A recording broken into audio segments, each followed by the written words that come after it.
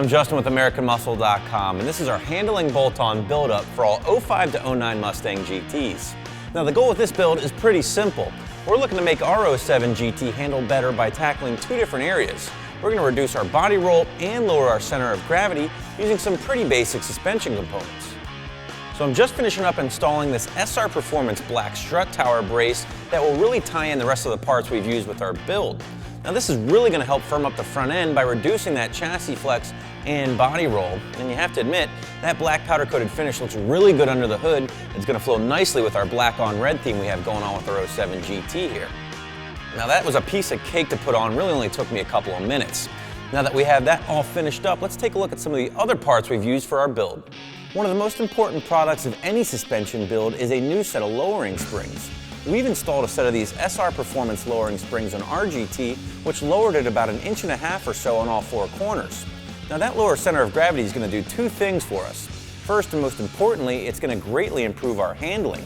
But another nice thing, it's also improved our appearance as well by getting rid of that 4x4 status and eliminating that ugly wheel gap. Last but not least are these front and rear sway bars from Eibach. Now sway bars are one of the biggest factors in reducing body roll and are a great tool for fine-tuning your suspension. Now from the factory, these Mustangs tend to plow or push through turns, and this is referred to as understeer. By replacing your factory sway bar with a larger rear sway bar and a smaller diameter front, you're actually going to get rid of that understeer and induce a little bit of oversteer. Now this means the rear end of your car comes around the turn a lot quicker, and it actually makes it a little bit more fun to drive in the process. This is one of those builds where success won't be measured by a dyno run, but rather out on the road and in the turns. So with that said, let's get our 07 GT out of the shop and see these mods in action.